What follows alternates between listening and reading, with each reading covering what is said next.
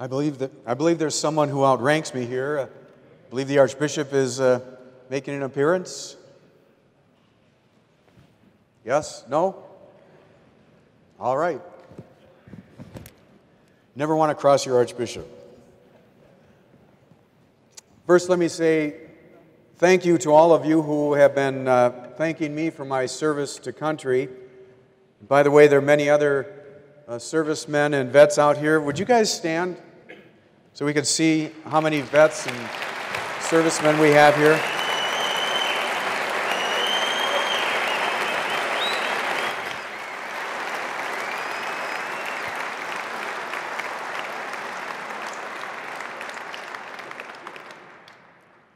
I was really honored to be invited to speak at this assembly. I was also a bit surprised. It was about 15 years ago that I was on Jeff Caven's television program on EWTN, Life on the Rock, and in front of, I don't know, Jeff, how many viewers EWTN had at that time, probably 1 million or so. On EWTN, I threatened to kill Jeff Cavens. I was actually speaking as a military chaplain. Jeff had invited me on the program, and we were taking some calls from the viewers. One of the questions was about an Army acronym. In case you can't tell by the uniform, I'm Air Force. And Army loves acronyms. And this was an acronym that I couldn't quite call to mind as to what its precise rendition was. And so Jeff asked me, Father Echert, what does MOS mean? And I said, Jeff, I'd tell you, but then I'd have to kill you. So, if any of you want to know, you can ask me after, and, well, you know what I'll have to do to you. So, speaking on the title and the topic, the armament of faith. An armament, as especially the Army folks here know, and the others in the military, armament comprises what we bring into combat, what is needed. It includes arms and equipment of various sorts. What I want to do in the brief few minutes, about 15 minutes that I have here, is draw a parallel between military service and Catholic fatherhood. Because those who have served, and there are many out here, as we saw, understand being in the military as more than a job. We don't speak in terms of, what do you do? I do military. We don't speak that way. We say, I'm in the military. And it's a form of a vocation. And many of those who stood made an entire career of 20 or more years of military service. And technically, if they're retired, are still in the retired reserves. And so it's almost lifelong.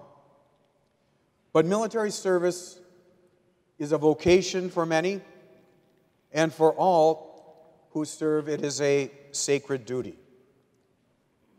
Much of what we do in the military suggests certain parallels with religion. For instance, anyone who enlists or any officer who is commissioned makes an oath. It's a very formal oath. Here's an example. I, John Echert,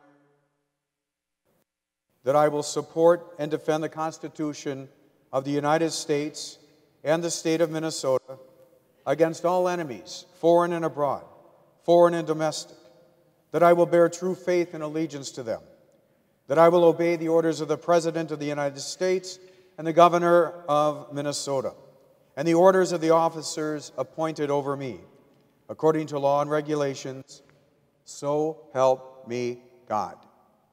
We swear an oath by no one lesser than God himself that we will do this mission. We also have creeds, as we have the Apostles' Creed, the Nicene Creed, what we believe. The branches of service have creeds. We have the Airman's Creed. And at any major ceremony or event, we stand and recite this creed together. I am an American airman. I am a warrior. I have answered my nation's call. I am an American airman. My mission is to fly, fight, and win. I am faithful to a proud heritage, a tradition of honor, a legacy of valor. I am an American airman, guardian of freedom and justice, my nation's sword and shield, its sentry avenger. I will defend my country with my life. I am an American airman, wingman, leader, warrior. I will never leave an airman behind. I will never falter, and I will not fail. We have core values. For the Air Force, our core values are threefold. Integrity first, service, excellence in all we do. The Army has its values: loyalty, duty, respect, selfless service, honor, integrity, personal courage. We have rituals. We have promotions. We march in parades. We have retirements, changes of command, the most solemn of all, memorial services. We have a hierarchy, as we have in the church. We follow authority, lines of authority. So, in many ways, we can see that this is much more than a job. It is a parallel in the sense of a sacred service. And one thing that marks the service of the military and the folks at service is sacrifice. And I have seen incredible sacrifices in my 40-plus years since when I first joined the Air Force right out of high school. Back in the 70s, I spent a year on a mountaintop in Turkey. I was working in communications at the time. There were 90 of us, most of them married or perhaps engaged to be married, on that mountaintop for a year. We received mail once a month, if we were fortunate. C-130, if it was allowed to land, would deliver the mail for the month. By the way, love finds a way. One of the things that really touched me, and this is particularly true for the married men and fathers, is knowing that they would only receive mail once a month, and at most get one phone call a month for 5 minutes. They would write a letter every day and number it, and they would receive in the monthly mail 30 letters from spouse and or from children, each one numbered. And then for the next 30 days, those husbands and fathers would read one letter to sustain them until the next mail drop. I've had 4 deployments in the past 15 or so years. 2 have been to the desert, and 2 have been to the main casualty hospital over in Europe, where our wounded warriors are transported. I can tell you this: I would never, ever go to the desert except to serve our military. It's not a vacation paradise. When we landed in the desert for the first time, I was serving in Kuwait. We landed at 0 dark 30 for safety reasons, so we wouldn't be shot out of the air. And the temperatures had cooled to about 125 by that time of the morning. Normally during the day, they're up to 165. And for those who say, well, it's a dry heat, not always. Not always, sometimes 100% humidity. And if you don't think that 165 is too bad because you've been to Phoenix, go home, turn on your stove. I know for some of you it's the first time you've ever done that. Crank it up to 165 and stick your head in there and keep it there for a while. That's what the desert's like, apart from the war conditions. In fact, when we stepped off the plane, at first you cannot breathe when that hot air hits your lungs. And it was dark except for some flames going up in the distance. Found out later it was oil fields. And I remember the fellow just behind me as we stepped off the plane, and he said, "I knew it. We crashed. We're in hell."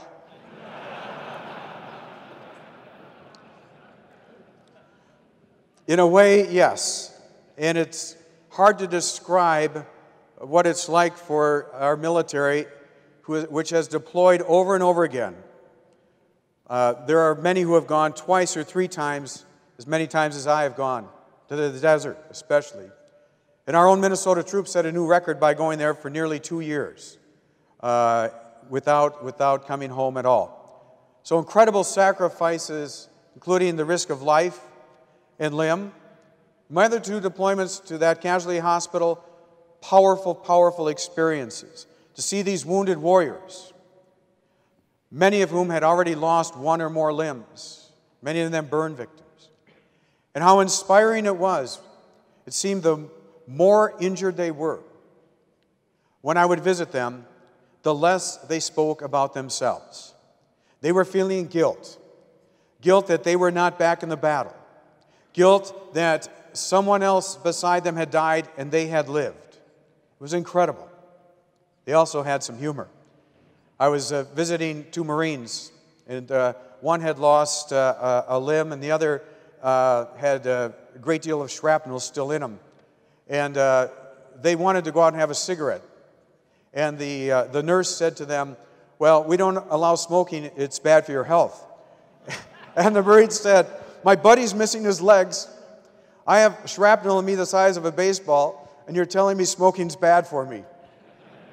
I snuck him a cigarette. Why do these men and women, but men is the focus here, go to the desert, go to mountaintops? And by the way, during that year on the mountaintop, at least one of those men had a child born in his absence, and one had a young son die in his absence. So why did they go to mountaintops and why to the desert? Because they have a clear sense of what is expected of them. They know their mission. It's a mission to protect our Constitution, protect our nation from all enemies, foreign and domestic. They have a mandate. That is, they have authority that has said, this is what you are to do. That mandate can come from the president, from the governor, from the Congress, from their particular commander, from a senior NCO. They have a mandate for their mission.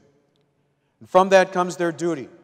Whether their duty is to be a soldier in a tank, an airman servicing an aircraft, a commander, a chaplain, duty follows from mission and mandate. And from this, our service. In fact, what do we call what we do in the military? Military service. It's all about service. And I'd like to suggest by analogy that husbands and fathers have the same and need to be very much aware of it. Mission. This comes from God. A divine mission that comes with your marriage, that is to be a husband. And as Christ is willing to die for his spouse, the church, husbands will sacrifice even to the point of death for their spouse. And the mission also comes from the children that arise out of that marriage. Just an hour and a half from now, I'll be doing a wedding in my parish, in which one of the questions to the couple is not only about their commitment to each other, but their willingness and openness to have children. They have a mandate. And again, the mandate comes from God himself. It comes when you exchange your vows in marriage. You are now commanded to be that spouse, that husband for your wife. It comes with baptism in particular. When the priest or the deacon asks the parents, are you willing and will you ensure to bring up this child in the Catholic faith? From that follows your duty. Your duty is to lead your spouse and lead your children to salvation. As we say in the military, to leave no one behind. Do not leave a single one of your children behind or your spouse. And your service is not one period of an enlistment. It's not a 20-year career. It is from womb until tomb. It is from when you commit with your marriage vows. It is your baptism of your children. It is to your dying breath.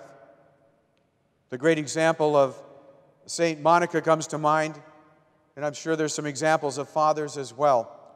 The work is not done when the children become of age. We went, from when I first enlisted in the Air Force in 1975, from a Cold War period to what we have now, which is every bit combat. It is what we call, in the Air Force, expeditionary. That is, we go to where the combat has to be waged, where the battles are fought. I'd suggest that in society we've had something very similar. We have gone from a Cold War period where it was ordinary and expected to be good Catholic fathers, go to church. A majority were practicing the faith. But compare that Cold War now to what we have now. We're in the combat period. A majority were practicing, a majority of Catholics. 50 years ago when I was growing up, a majority do not practice today. Families were stable when I was growing up. Families are broken in large part. Mom was at home and there was a stability. Kids are institutionalized at early ages. I grew up watching Leave It to Beaver and Father Knows Best, which reinforced the family values. Now I wouldn't even name what is commonly found on television. Families spent time together. Sports were not scheduled on Sundays.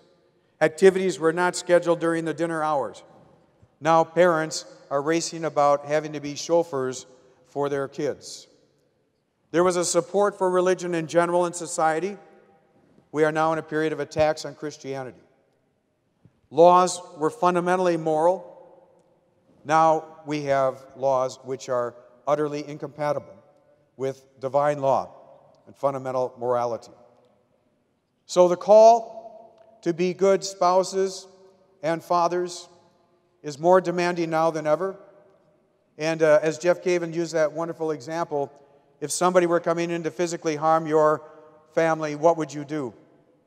You would stand there, and if necessary, you would die. You would go into the breach. I've learned as a military chaplain the importance of bringing spiritual weapons into combat with those who are going to fight with their lives.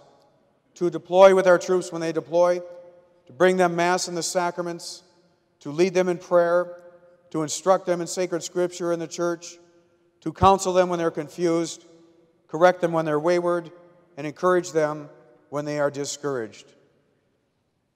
Husbands and fathers, I'd suggest to you that with your wives and with your children, regardless of their age, regardless of the number of years that you've been married, that you would do the same, that you would be the spiritual warriors, that you would fill the breach, that you would lead your spouse and your children on the path to salvation. Thank you.